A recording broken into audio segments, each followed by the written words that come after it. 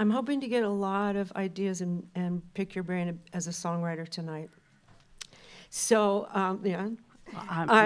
I'll do my best. Do my very best. I wanted to ask you kind of a strange question, but since these people are all songwriters, I think that they'll understand. How do you avoid the need for perfectionism when you're writing songs? I think at a certain point, I just kind of fall off the ledge, and I'm like, you know what? You just got to calm down. And then it's always the little parts that aren't perfect that are kind of the parts that make me kind of start crying about something. So I'm sure I'm always going for perfection, and it just isn't possible to attain perfection. So I think striving for it is fine. But then, you'd never probably leave your house or do anything, I guess, if you thought. Yeah, but how did you get to a point where you could dismantle that critic who says it's not good enough, it's got to be perfect, to get out of the way so that you can do that, so you can fall off the ledge? Well, I think it's kind of, it's going to sound like a negative, but as a woman in America, like, nobody really gave a shit what I was doing, so it kind of gave me like well, they don't care anyway, so I guess I can do whatever I want. So that's what I'm going to do. Thank you. That is a great answer. Well, after a while, you're like, yeah, if I'm that unimportant, holy, the possibilities. There's not going to, like, I don't have to work hard at being graceful, which I am naturally not graceful. I would argue with that because you have a grace that comes from authenticity, and you can't buy that. You can't create that. The other thing, as a songwriter, it kind of goes with letting go of the need for perfectionism, but as a performer, too, you have a tremendous sense of freedom. I told you the other day, I thought that the first word that comes to mind when I think about you as an artist is fearless. You're really fearless. And all of those things, this avoiding a need for perfectionism and the sense of freedom and the fearlessness you have as a performer, I mean, that is an undeniable package. And I just wondered if you were conscious of working to free yourself of some kind of shackles about a public life or the art you were going to create, or if you just had that in spades from the beginning. I would say my fearlessness now is real. I feel pretty fearless about most things, but it doesn't mean that there isn't like an entire scaffold of fear holding that up. It's a real kind of a catch-22 without, like just before I got here, I was talking to you in the bathroom, like, I don't know what I look like. I've prepared for everything for tour, like tomorrow's our first day.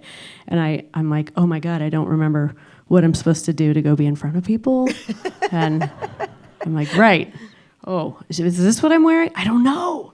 And then I realized I forgot to bring like half my clothes on the trip. So there's always something happening that you can use as a distraction from being afraid, I think. Like, well, we have to go do that. I don't have a choice. So whether or not I've just peed my pants, I have to go on the stage and perform regardless. I guess there's a sense of obligation I think maybe I use to as like the oar to just row through that. So do you have stage fright? Not usually. Sometimes I have a little bit of stage rage, but not fright so much. Like sometimes talk more about that. Well, if somebody's being really disrespectful. Oh, you mean during performance? During the performance, yeah. But sometimes I'm really mad at myself, and I'll miss a chord or something on a guitar, and I'll just be like, "Oh, you just totally blew it," or and I'll be really hard on myself, and then it just kind of becomes funny. Like just letting everything be funny gets you through that part. And I've been to so many shows in my life because I love music so much, and I've seen, the 80s and the 90s. I've been to every kind of show I can think of, but the ones that were kind of weird are the ones where there's supposed to be absolute silence from the audience, and there's like this curtain of like, no, you be quiet. They're going to spray you with their majesty, and you're going to stand there and clap when you're supposed to clap. But it always felt better when people could mill about, and there was that feeling of it's everyone's Friday night, and people were, the rock show or any kind of show is the greatest place to have real community in a world where there's it's a very strip mall world now and a big box store world. So like at the show that you're going to that night can be one of the most authentic, beautiful, like real honest community events you can ever go to. And maybe somebody's, taking their little sister to their first ever show, or somebody's meeting the love of their life, or somebody's meeting up with that bass player that they're going to make a great band together. I don't know. There's so many things that can happen. So I like hearing like the sounds of like beer bottles being opened and people kind of murmuring, and I always just feel better with that. And I don't think I answered your question at all. No, I think you I did. just went on a bit of a tangent. It's a little counterintuitive to what most people feel like as performers, like they want you to be riveted to them, as you said. But that line you just said, spray you with my majesty. Yeah, the spraying you with the majesty is weird. Please don't forget that line. That's I will try not to. But when you're supposed to be absolutely quiet and not breathe, and you're watching a band, but you want to feel and you want to, like it's a vibrational experience with the band, and the band, it's not fun without you. And so I don't know. I like that feeling of kind of like the rickety wagon going down the road, and we're all kind of on the wagon together, and some of us are the horses and some of us are playing banjos. I don't know. It's a terrible metaphor. So please know that that's what you should never do, is that metaphor right there. It's good because you're talking about where you find the sense of freedom that you were talking about before. So that makes total sense to me. But what else makes sense is community, because community is disintegrating in American society right now on every level. And I say that every show I do. What we've done tonight is create community for 2 hours. And if we can do it in this space for 2 hours, it can spread out to the rest of your life and your world. Yeah, we should all get to let our breath out while we're there at the show and bawl our eyes out or sing along or shuffle around or get drunk or, whatever it is. Do you ever, I'm not sure why I just thought of this question, but do you ever write a song like that day or that week and then just try it that night to see how it flies? No, I'm not like a immediate person that way. Yeah, me either. I generally have to live with something for a while. Same. And I've never been confident enough with my guitar playing skills to just feel like I could pull that off. And I always wanted to be in a band, Yeah. I never wanted to be a solo performer. I really felt lonely. Like I wanted to be in a gang. And so I've never just gotten up and done a set by myself before. So was the New Pornographers your first band? Was that? No, I was in a lot of bands. Before that? Yeah, I was in several bands, but it was more like during, because that was Canada, and Canada has a very small population for being one of the biggest countries in the world. So one of the things that was really great about playing in a couple bands in America and then going to Canada to go to school was it was very much of a potluck situation. There wasn't that weird competitive sports feeling that American music can sometimes have, like that whole charts are important, what's your position on the chart? It was more like, okay, we got this new bass player, and it's just a given that he's in 3 other bands. And so we all shared each other. And that was such a great feeling. And then Canada also gave grants to bands. And so there wasn't that weird sports competition feeling. It felt very community and very much like we were all in it together. Oh, grants for bands and health insurance. Can you imagine? We should move. It's wild. Right? It's wild. Wow. So were you the main songwriter in those bands? Or you collaborated? No, it was all very collaborative. I did some of the songwriting for my own stuff. I didn't write a song on my own until I was in my 30s, because I didn't start playing guitar till then, because I have really little hands.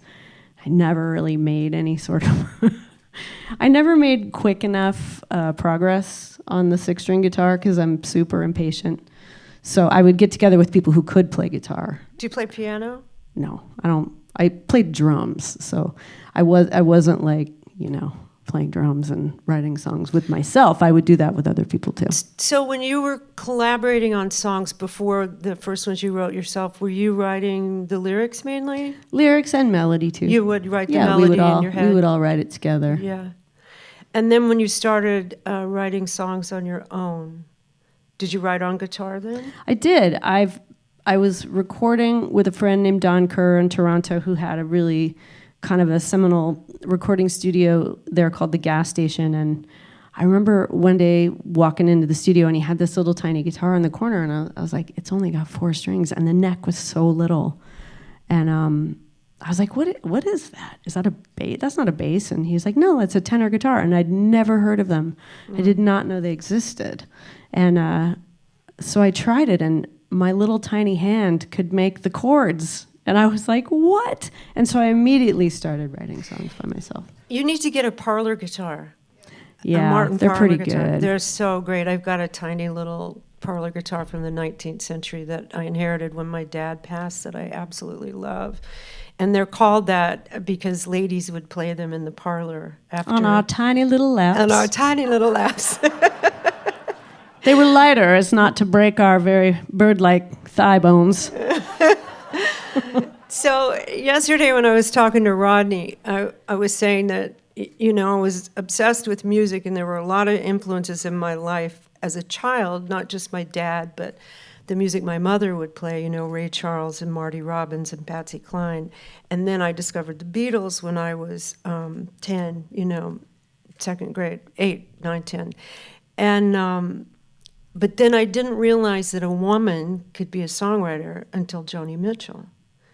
And I was wondering if you had the confidence to know that you could do it. You could be a performer, songwriter, musician, or if there was a woman who inspired you. Dolly Parton was that Dolly! For me, big time. I remember when I was about 15 and 16, I was really into punk rock and hardcore, especially. And at that point, that was around like 85, 86, it had kind of gone from being this really incredible genre of people from all over, like all the outcasts and the freaks, coming together and making music. And it became a very kind of macho thing. And I remember whenever a band would come to town that had a woman in it, and this sounds like a total exaggeration, but it is not. I remember people would be outwardly just pissed, like, women can't rock, women suck. Like, what is she doing? Women can't sing. She doesn't rock. Like, and, I would argue with people, like, what are you talking about? I remember specifically seeing this band called the Obituaries, and, oh, my God, the young, methy military dudes were so pissed that there was a woman on stage. I can't skank to that, or what, I don't know.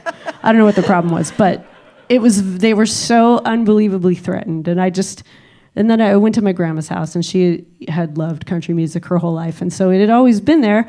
And I'm like, everybody talks about country music like it's this really sexist thing, but the only woman I see like playing a guitar on the cover of her record is Dolly Parton, and I could see those women. Whereas in punk rock at that time, it was like fascist shutdown of music, basically. That's so interesting. Well, Loretta, big time. Loretta was playing this white guitar on a cover in a picture, and then Martin was going to do a signature model for me, and all I could think about was that white guitar that Loretta had, and I said, I really want it white, the whitest spruce you can possibly get. And my husband was like, just think about that for a minute. And they did get a white spruce, but it's now faded to this beautiful yellow, and I love it. Anyway, that's a side note. But Dolly... But those are the tidbits that I love to hear about. Dolly was... she's punk rock, right? Dolly is Dolly. Big time. Yeah, total. And she's one of the first people I saw on the cover of a record cover. Like, I remember being a very, very little girl and walking down the street, and you see all the sale bins with the explosion fluorescent, like $7.99 or whatever. Like, those things capture your attention when you're a little kid. Dolly Parton was just larger than life. She wore a bandana like my mom wore, and she would have a guitar. Like, Oh, yeah. So just seeing that representation, Dolly, looking with her big smile, like she just seemed like I felt so invited to Dolly. And I felt personally invited by Dolly, and I didn't even know what any of that meant. Well, there's a quote, I wish I could remember who said this, but it's like, be yourself, everyone else is taken. And Dolly kind of defines that, right? I mean, sui generis. She's just beyond, I think she's way beyond that. Yeah. Like she's kind of her own nation, Yeah. sort of. Parallel universe. Yeah. So I'm a bit older than you, and I'm going back to what you said about women can't rock, but Grace Slick came to mind. And she was, for my generation, so inspiring. She took no prisoners, she didn't care. Yeah, her voice is incredible. But there's something about you that reminds me of Grace. It's like she lived in it's still a boys' club, what you and I do, not nearly as bad as then, but she didn't care, She was also herself, and her voice was her own, and the way she dressed, and Janice, the way she dressed. I've been looking for a pair of mules like the ones Janice wore at Monterey Pop Festival for decades now. I think they all just exploded. So no, you'll never find them because when the photo was taken, just they all exploded everywhere. I was at the Rock and Roll Hall of Fame once, and they took me back in the clothing archive they had, and they opened the closet so I could see what was in there, and there was a sweater that had belonged to Janice, and they let me hold it and try it on. I was like, oh my God. It's insane. I mean, those things they have energy attached to them. Yeah. That's a really, really, really personal thing. It is personal. I remember going to the Country Music Hall of Fame, and everything I'd ever read about Patsy Cline, everybody talks about she was a bigger woman, a larger woman. Like, they're always talking about how big Patsy Cline is. And then you see her outfits at the Country Music Hall of Fame. She's like a doll or something. I know. She was, she cursed like a sailor, like she was also one of those women who just took no prisoners. She was just herself. I remember my dad brought her home from tour once. The tour bus came home. Patsy was on it. My mother, huge Patsy Cline fan. And I heard this story later on about them, him bringing her home and the party they had or whatever. And I said, was I there? And your mom says, oh, yeah, all you kids were born there. You were there. And I was like, I can't remember Patsy Cline, but I met her at this party. Isn't that cruel? It's so cruel. It's cruel. Memory is cruel. It is. Speaking of that, as a songwriter, are you magnetically drawn to memories as much as current inspiration? Are you going into that psychic terrain where it can get dangerous sometimes? I think I'm more a memory writer than a current events writer. Mm-hmm.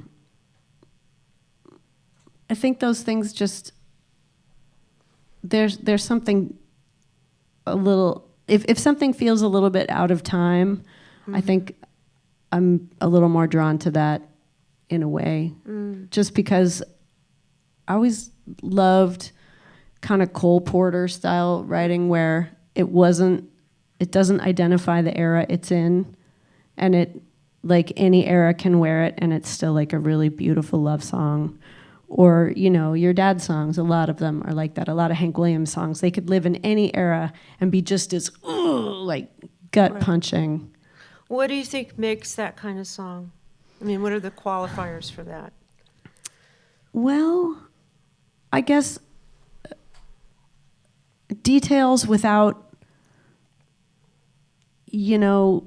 timestamp references. Like, there are writers who can do things like talk about pagers or cell phones, and it's awesome, but I'm not one of those people, so I think that's why I go that way. And I also can't really write love songs because there are so many love songs out there that made me want to make music, and so I kind of feel like, well, I can't write a Johnny Cash song or a Hank Williams song because they already did that. So I have to, like, swerve around it in this other way. So then I end up writing love songs about tornadoes and, steam shovels or something. Well, that's interesting, because I do think some of your songs are love songs. They're just not those traditional, I'm so lonesome I could cry, or I walk the line.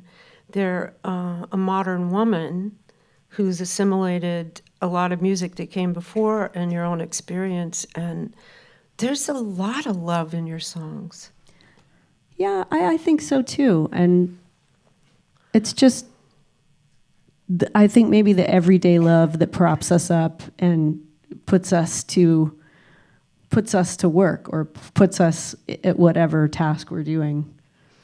You use a lot of nature imagery and nature references in your song, and it's very easy to fall into tropes, to overuse nature or have it be something that's so cliched that it loses all power.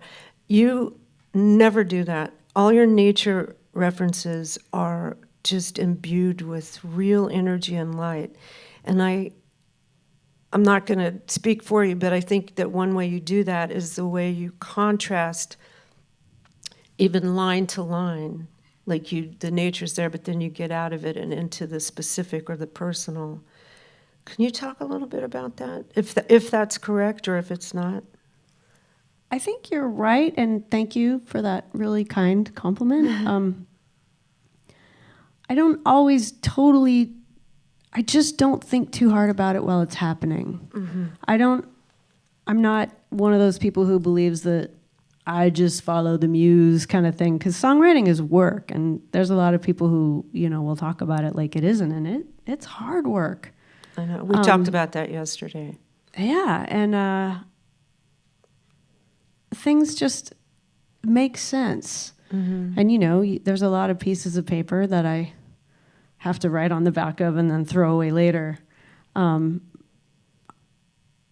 don't know exactly how it happens. I know that I'll get an idea, and I learned a thing from Linda Berry, taking a Linda Berry writing class, about what handwriting does versus typing. And there's something about writing with your hand that frees up kind of more of your subconscious, because you know how to write with your hand. Your body knows how to do that. And so it's busy doing something, and you can be on the next thought. And she always has this thing where, like, if you get stuck, just write the alphabet. If you have writer's block, write the alphabet in cursive. Like, it'll come to you. And she's totally right. That's so interesting. Yeah, her classes are phenomenal, and she teaches creative writing in a way that it can apply to every single discipline there is. And I had always been a big handwriter, and I would write things out several times in a row. And I found that the writing was kind of the rhythm, and that's where the words would fall in the right place or not. I read some writers said that when you just write on the computer, that it looks far more important than it does when you're handwriting. And so the handwriting is your honesty check. I could see that. Yeah, totally. Don't throw your lyrics away. Save those ones that you want to throw away. I just stuff them in I think I lost most things, and like my house burned down a while ago, and right, that's I lost right. a bunch of stuff then, but I'm not really very sad about it. I mean, my partner and my animals all lived, and so I was just like, that's good enough. I don't need that other stuff. So traumatic, though. It's pretty bad, but it was happening at the same time as, Houston was flooding, and California was burning, and Puerto Rico had just gone underwater, Right. and it just felt really unimportant in the big picture. And I was lucky enough to escape that situation with my loved ones intact. Wow. Yeah. So the thing that really sucked is I lost all my family photos, but it's okay. No. It's okay. And, the saving of the lyrics I do, but I'm never really sure how on the line of like hoarding paper versus like I don't really know. And I'm also mortified that anybody should ever see my God. spelling too, because I never passed English 101. Like I never finished school. Like I had the worst education, and so I'm like, people are gonna read how I wrote that, and that would just be bad. No, it would seem incredibly creative, and like that little caveman. That's so cute how she wrote those songs with her stick on the paper. That's adorable. Do you like if you're writing something and you get stuck? Do you go back to a folder where you've stored half-finished stuff and just pluck a line? Yeah, I have pages that are just like single lines written by themselves, and Same. sometimes they match up, and sometimes they don't. Yeah. But Same. I am always terrified. Like, what if somebody found this mess? And then I think it's kind of funny. But you know what I like is that when I pull a line and it doesn't have anything to do with what I was writing, and yet somehow it's so enigmatic that it works. right, that might be one of the greatest little gifts that songwriting gives you. Is how did that happen? Right. It's Well, like Christmas. That mystery that's at the center of songwriting, is the most beautiful and most thrilling. I don't know that I would ever get jaded about that. Nah. Or fall into some kind of rote way to do it, because it's still so thrilling. I mean, to me, that's the source of divine, universal energy, is where that creativity is. Yeah, and I don't remember who said this to me, but somebody asked me once, like, don't you ever just worried, like, there's enough songs? And I'm like, no, it's just like books. Like, even if people stopped writing books today, there would still be enough stories that you'd have enough stories to read forever, for the rest of your life. And so just in case there's something like that happens, like, we need more songs all the time. And I'm always amazed at how people can write a song about something, and I've never heard it that way before. Well, you do that. I mean, you write about things, and I go, I have never heard that. I've never heard that sequence of ideas or images, and this is cinematic, and yet this is so deeply reflective that it actually hurts. I mean, those songs. I have a lot of deep admiration for you, Neko. I mean, you inspire me so much. And not just your writing, but you as a person in the world, as a woman in the world, your freedom, like I talked about before, but your voice, too. I think you could have been, if you wanted to, you could have been a classic country singer. You could have done what Dolly does, and yet the way you use your voice and your technical ability is so authentically you. It's like your life comes through that, and then you can't create that out of nothingness. That's you. I mean, that's DNA. That's hardwired. Well, thank you. I'm probably gonna cry now. I really wanted to be a country singer, but did you really? I really did, but I realized early on, like, there were some times when I got to do some Nashville things, and I was so excited, like, play at the Opry, and then I got kicked out because I took my shirt off because I was outside, and it was like 100 degrees, and it was the middle of the day, and the sun was on me, and it was so hot, and there was a barbecue right in front of us, and it was the hottest I've ever been, and I got heat stroke. And so I was going off the stage to get some water, and the person who was the stage manager was like, I need 40 more minutes up there. And I was like, okay, I got to have some water. And she was like, I need 40 more minutes up. And I was like, okay. So I took my shirt off, and they were like, you're out of here. And I was told I would literally never play this town again. So I was like, okay, well, I guess. Did you have a bra on? Yeah, I had a bra on. Like, I wasn't Well, that's not nude, fair. but I mean, I get it. It's the Opry, but I was not trying to be punk rock or cool. Like, I was just hot. ready. I was gonna faint, and I was like, this sucks. I'm feeling pretty messed up right now, and so I was really torn up when that happened, and I knew it was my own fault, and I was just like, I don't have that kind of discipline. I can't I can't be really skinny. I can't be really beautiful. I can't do those things. And it hurt for a really long time. I mean, maybe not that long, but like I grew up with country music. Like my grandma was the biggest deal to me in the whole world. And like she, we lived in the same areas. Like Loretta Lynn and Buck Owens had a radio station there, and it was just such a big deal. Like country music wasn't just Nashville, and it wasn't just the South. Like country music was everywhere that people, who needed a voice were living. Disenfranchised American people, and it was a huge deal. And I blew it, but I also didn't blow it. No. Like there could have been some compassion, and I apologized, and I was like, I'm so sorry. It was not, and there was just too much excitement for somebody to like have control over somebody else's life, I think. Mm. And that was something that the person who told me I'd never play this town again couldn't let go of. Mm. And so I did things differently. And then I ended up getting to play at the Ryman, and I'm like, you know what, this is actually the Opry to me anyway. And the folks at the Ryman were the kindest people. Mm-hmm. And I felt like, okay, that I like this is what it means. And country music was kind of going away that it is not so good. It's incredibly misogynist. Like it's not gotten better. It has gotten worse and worse and worse. Like there are so many talented women out there not getting played on the radio for the stupidest reasons. And I'm like, and everybody wants. People want those institutions to change, but I kind of feel like let's abandon those institutions and start another thing over here.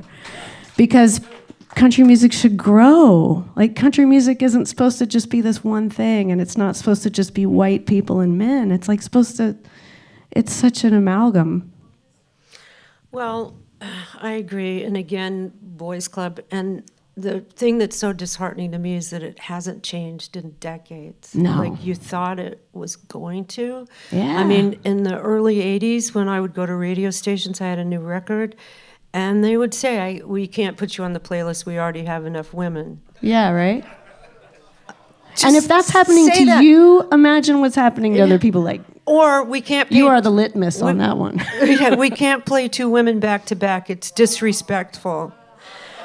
Okay, trucks are gonna crash.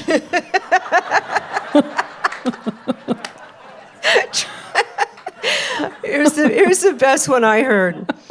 They're gonna crash the trucks. Well, they probably would. Well, it's such a. I wish, it took me. I was pretty old before I realized the world listening to music wasn't necessarily like the rabid college student who really wanted to know about every kind of music. Like, I just thought everybody was really into music. Oh, and there are people in the world who don't even care about music at all. And when I figured that out, I was like, oh my God, there's not a Santa Claus? Really? And then I was like, okay, I guess that makes sense. But I was the same as you. I wanted the radio station like K-Pig in Santa Cruz, California, who would play George Jones, followed by Miles Davis, followed by Julie London, followed by Dolly. Right? You know what I mean? That was exciting. Thrilling, beyond thrilling. You can't find that very much anymore. But like also, if on the super homogenous stations where it's like just dudes singing the formulaic song, like why do they think their audience is so dumb? If they put like it, I wish the audience knew how dumb the stations thought they were, so they could go, I'm not that dumb. I can hear a woman on the radio and two times in a row and not flip my truck. I'm fine, I can totally drive to that, and I can like it, and I can feel like it totally, minimizes men as human beings as well. It's like, of course, a guy can feel a lyric written by a woman and go, yeah, that hurts. Yeah. That's true. That's a universal truth. I feel that, and it's really important. So, I just used the truck stereotype, which is was on me. Sorry, but I don't want to see the men who are being weaponized against me diminish either. I want everybody to have that song. And, there's music out there that I don't love that, I felt really snotty about as a younger person. But then I'd see my cousin come home from work, sing the song that I didn't like, and I would watch her. And I'd see her body language and her freedom. And I was just like, I get it. I thought I knew about music, but I get it now. That it doesn't matter if I don't like that song. That song speaks to so many people in that way. To somebody, right. Well, the thing about, rock and roll is a man's domain. It started out that way. Bad behavior was a marketing tool, and a lot of that bad behavior was weaponized against women, and that's still going on. You only have to read the papers. Country music, a little different. It's like they wanted women to maintain a certain kind of image and the way they projected and look a certain way, and that in itself was also really restrictive.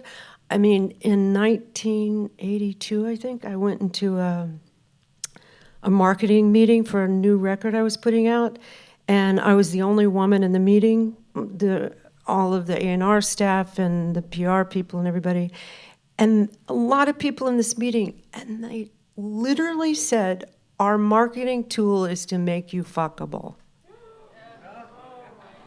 Wow. To me, a young woman in the meeting alone. How did you react to that? Like, what did you say to that? Well, I did what women of my generation do. We shut down. Like, I can't process this. Are they right? How am I supposed to respond to this? Is this true? It's like, we've all been, do I have any value beyond that? And then trying to sort that out in yourself. It's so. Do I get lipo? Yeah, right. Like, immediately you think something's so dumb. I did think at the time, I thought I looked pretty good, but I guess I'm wrong. Can my skirt get shorter? I don't know. How do I become more fuckable? Yeah, I did wear some pretty short skirts though, but that was for me. I liked it, Yeah. Wow, we took a whole right turn there that is so good. Yeah.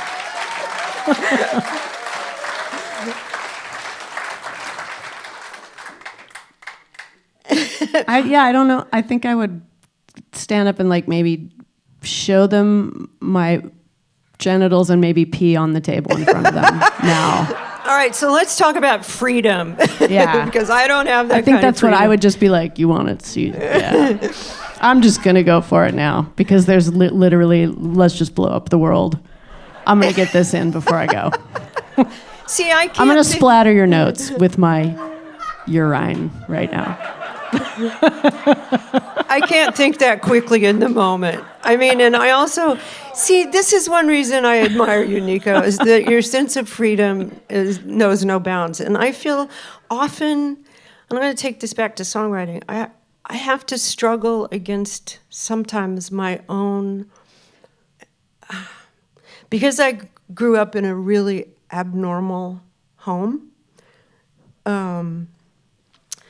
I always wanted to know what normal people did.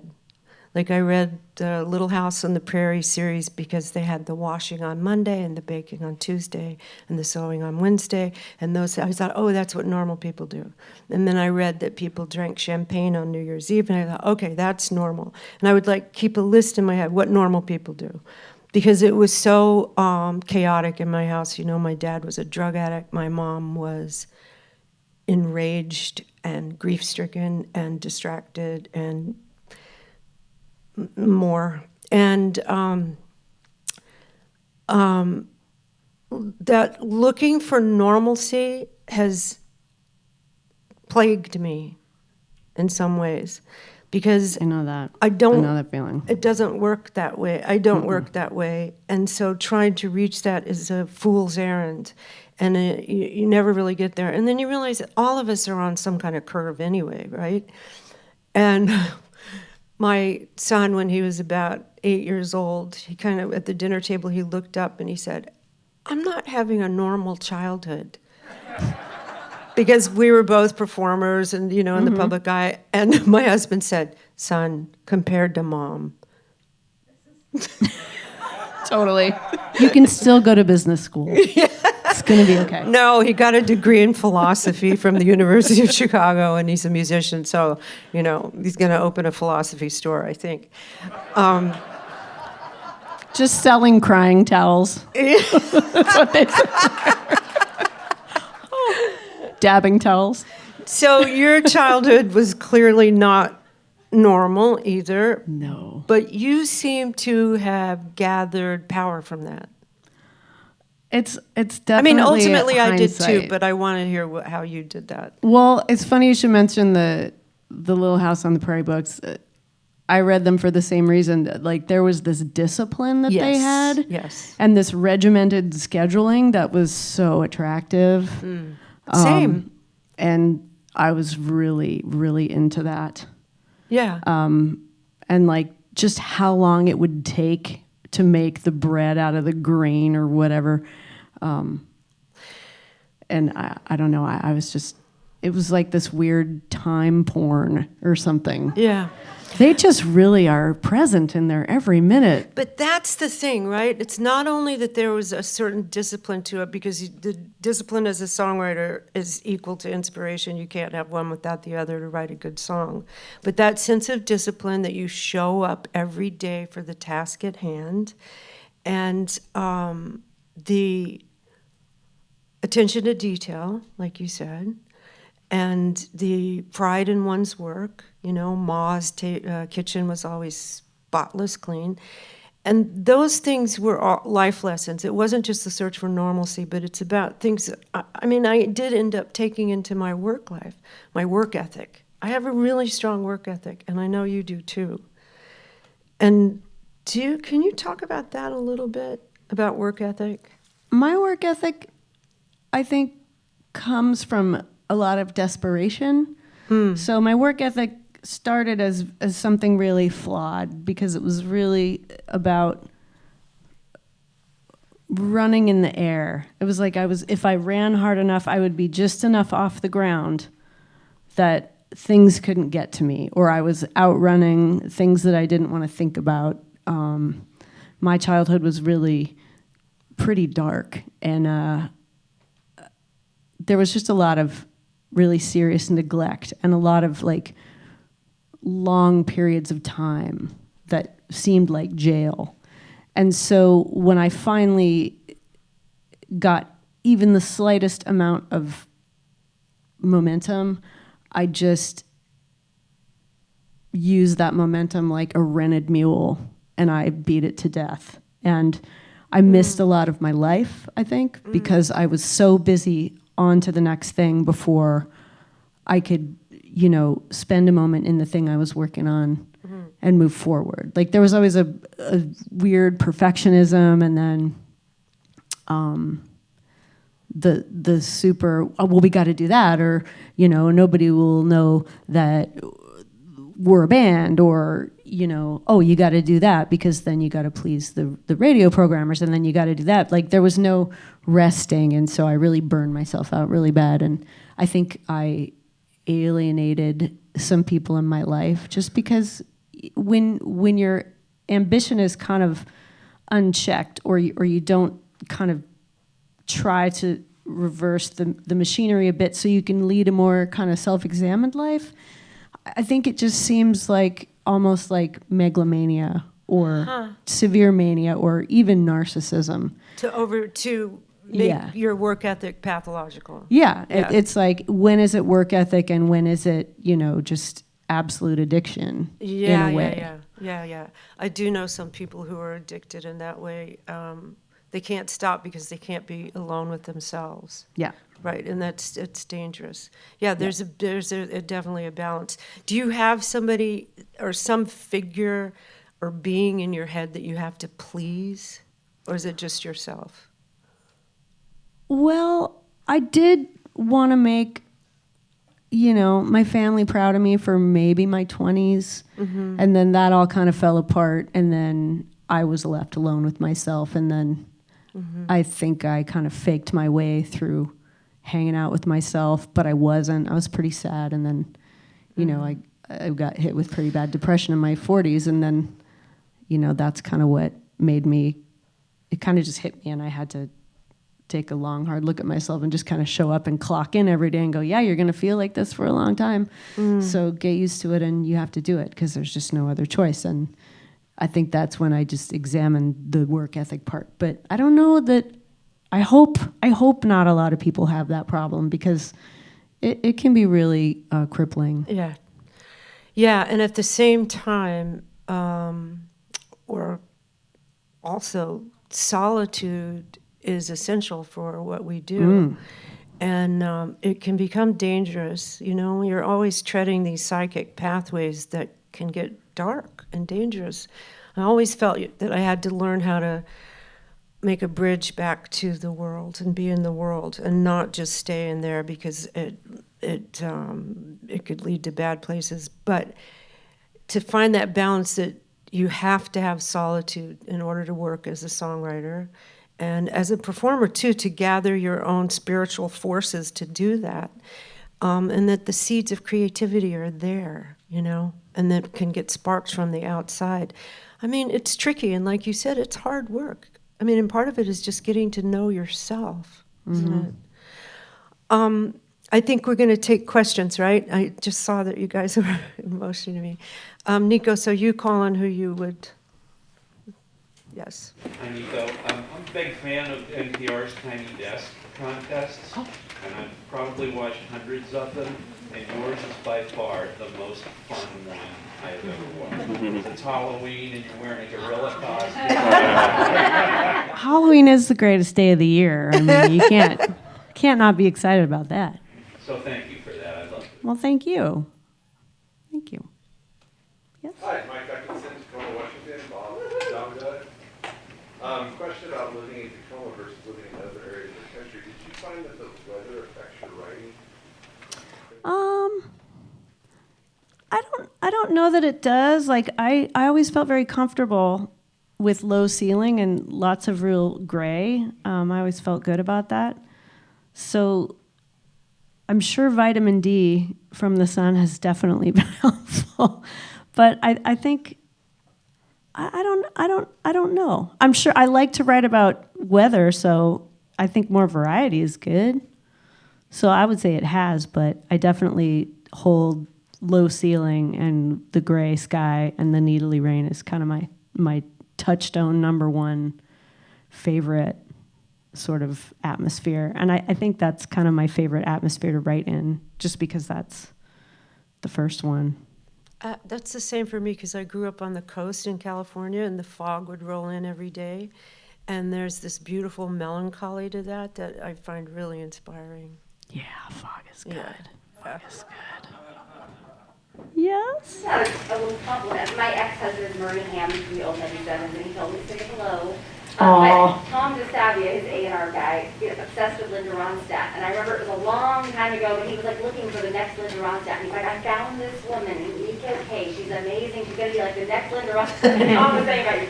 And so a few years later, I was like, whatever happened with the next Linda Ronstadt? You know, to Murray, he goes, oh, you know what? She's a Neko K, and she's not ever going to be anybody else. She's absolutely herself, and she's not going to emulate anything else, and she's doing great. And then I got familiar with the music and loved it. So, but I just wanted to, it was just such a compliment that you're not going to be anybody else. Well, thank you. I mean, I would like to be Wouldn't the next we all? Linda Ronstadt. Yeah. Big time. Yes. I think as both of you, what steps you've managed to take to meld your instinct and your technique so tightly to just become so next level. Well, years for. I mean, I had the hubris in youth to think, even when I was a young songwriter, to know I was going to be good, even when I wasn't good. I mean, and I think it was hubris because I wrote a lot of really bad songs.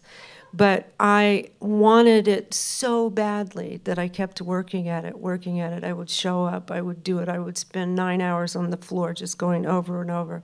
Like Natalie Goldberg, who wrote a beautiful book about writing, said, you turn a line over in your hand like a stone until it's smooth.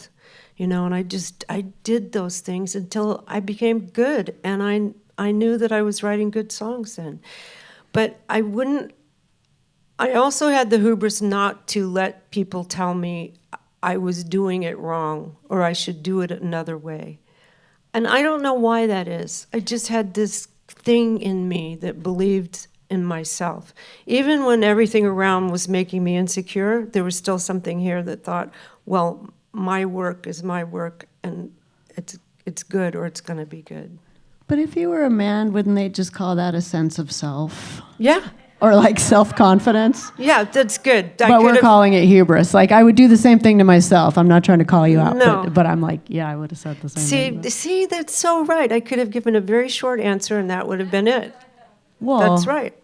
Well, that's because But see, to get it, it's like it takes so much longer to just go, oh, I'm a musician. Weird. I had to write that on my tax form. Like, I didn't know I was a musician until I had to literally declare it on my taxes in my 30s. I think I was like 33, and I was like, I guess it's time to finally just say that you're a musician, even though you've been doing it since you were 17. Like, it's weird. But songwriting, I think it's the desire. Like, I can't think of a desire that is more consuming. I can't. Ditto. Just like people ask, what made you want to become a singer? And I was like, I don't know any other feeling than the desire. Like, didn't necessarily think I was good, but I wanted it so bad. Yeah. Like, that desire was so huge. And so it was just like this thing that I was chained to, so I would drag it around. Here's me and my desire. Can I have a table for me and this giant ball of desire? And it's like, it's not something you do, it's something you are. Yeah. Yes. The day before or the night or the day of the performance, is there anything you do special with your diet or your voice? You talk less, you talk more, you warm up, you avoid ice cream? That's such a good question. Very It's practical. I don't eat anything for about 4 or 5 hours before the show. Because sometimes when you're hitting a really big note, like being able to stick the inside of your stomach to your backbone and hold it there, it's kind of like being an Olympic swimmer or something. It's such a physical thing. And, not every singer is like that. People use their voice differently, but I'm kind of a loud singer. So there's a really athletic feeling that happens when you've just enough energy left. It's like this weird balancing game of, I've drank enough water, but I'm not going to burp the whole show.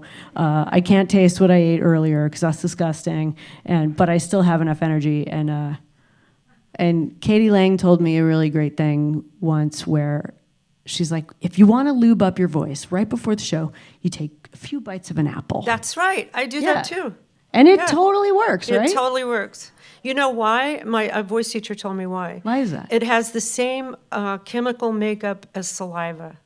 Ah, and or it's similar delicious. enough. Yeah, the similar, and it's delicious. Similar enough that it'll work. Do you have a particular gargle you use? No. I did try the also Katie Lang recommended Roy Orbison version, which is slamming a Coca-Cola before the show. No. But that is not, I don't recommend that one unless you're Roy Orbison or Katie Lang, because it works for them, but I'm just like a disgusting burping pig after that. And then I get kind of angry from the sugar, and then I want to take a nap. Doesn't work. But the apple. Elton John told me a good gargle. What's that? He said that before a show it's a spoonful of apple cider vinegar, a spoonful of honey, and water as warm as you can stand it, and gargle in it. And he said, you won't believe what comes out of your throat. So it's true. I got to know what came out of your throat. Well, it gets rid of all the crap that's accumulated through the day, any kind of allergy stuff, mucus and everything. But the thing is I had to tweak it because the vinegar makes you very dry. So you can't do it right That before. makes So I sense. do it at sound check, and then the apple. Then the apple. Yeah. All the stuff they say about apples is true. Yeah. Would you be willing to share something as a songwriter in your personal life? Like, have you written songs as gifts for people that you love, or something outside of just the more traditional artist performer? Has that happened, and would you be willing to share how music and songwriting kind of maybe comes into your family and personal life as well? I've definitely written songs about my friends that are tributes. I once wrote a song that's a love letter to my bandmates. I'm in many different bands, a la the Canadian thing, and it would always feel so funny to be on tour with my own touring band or to be out with the New Pornographers, and I would miss everybody. Like, I always wish we could all be together at once. So I wrote a song about that, and how the music they would be making in the other bands would often be fueling me. Like, I would have a demo of something they were working on in another band and just feel it so hard while away. And so I wrote a song about that. And just songs about missing people. There's a lot of songs about missing people. I wrote a song for my dear friend Paul Rigby, who's here, who's the most enthusiastic, most non-jaded musician I know. And I remember one day he was talking about love, and sorry, Paul, to embarrass you. He was talking about how when he fell in love, he didn't care if he never met anybody. It had to be that weird teenage crush feeling. And he's like, if I never meet anybody, that's okay. But if I do, it's got to be that feeling. And I was like, that's the most beautiful thing I've ever heard. Because he just said, I'm holding out for that teenage feeling. And I was like, great. Paul, what a jerk. I'm just crying. That was really beautiful. I have to answer that question too and Please. insert myself. So I had brain surgery in 2007. I was in pain for a couple of years after that. It took a long time to recover. And I had this gig. The surgery was in November, and I had a gig that was very important in Germany in the following October. And I thought I would be fine, but I really wasn't. Even the flight just nearly did me in. It was so difficult. Joe Henry, who's sitting right here, was the curator of this very prestigious festival that I was booked to play. And I didn't think I could do it. I walked into rehearsal on the first day, and he and Billy Bragg were there. We were supposed to perform together. And my head was just down, and I was just beaten. And he and Billy met me with so much love and just lifted me up, and it was like my sight came from the ground up, and I began to recover then. And I wrote them a song called Rabbit Hole. You, with your crumpled splendor, pulled me up from the rabbit hole. So I owe Joe, I'm going to tear up, I owe Joe this tremendous debt.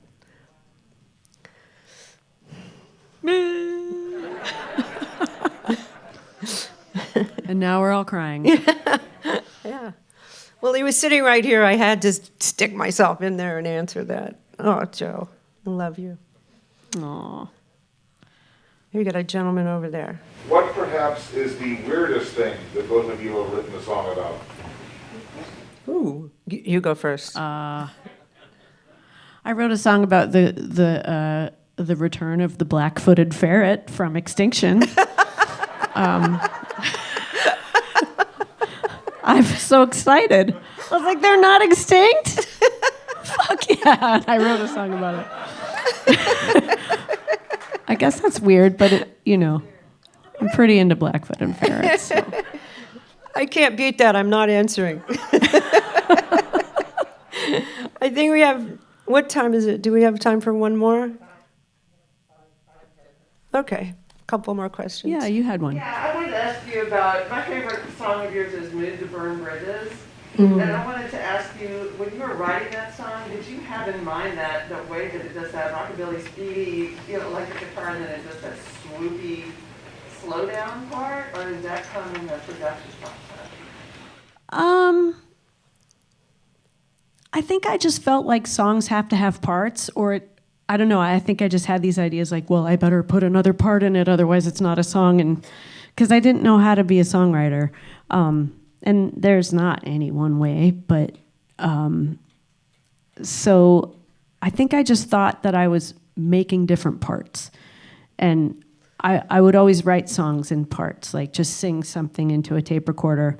And one of the things I do with Paul a lot is I'll say, Paul, how can I make this part go with this completely unrelated part? And I said, I'll say, can you play every single chord that is possible to go right there? And he'll be like, that is his wheelhouse. He's so excited. He went to jazz school. So he's like, can I ever play you every note? And so that, like, we figure out how to stick parts together that are kind of impossible sometimes. And those are the things that kind of end up happening. So it's not so premeditated usually. Sometimes it is, but most of the time it isn't. Does that answer that question? Okay. Yeah. Would you be willing to like sing a couple of the bits of the black-footed ferret? Let me think of how it goes. I was like, welcome home, black feet, come up from underneath. Put some Al Green on the stereo. Enjoy your time on the list. Let us know that you'll be missed, 'cause people have a way of forgetting. And I don't know why.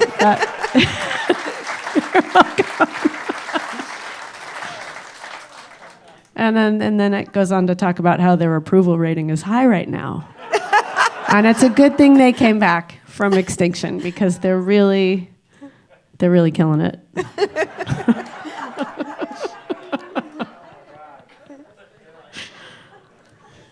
One more question, anyone?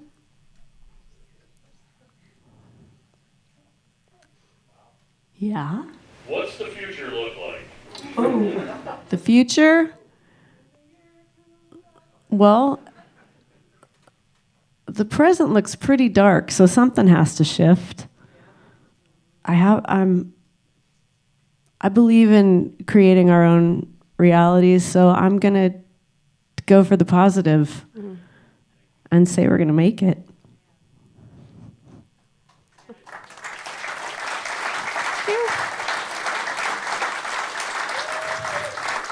I think too that as a parent, that your chief responsibility as a parent is to be optimistic, because you can't steal a child's future with pessimism. So I try to keep that. When I go dark, I keep that in the front of my mind. I resent my child for her taking the darkness from me sometimes. I'm kidding. I'm totally kidding. But no, I've definitely become a more positive person being a step parent than, I don't know. I'm so glad that there are, like, I have never chosen to have a kid, because I never had parents, and I wouldn't know what to do. But luckily, I found a partner later in my life who had a kid, and so I'm getting to kind of tail end that beautiful, smarter than me optimism. That is really, it's optimism, but optimism is also this really great intelligence. So I'm really trying to follow her on that. That is a beautiful way to end. Optimism and intelligence. Thank you. Now we're still crying. That was beautiful. Thank you. That was so much fun. I love you.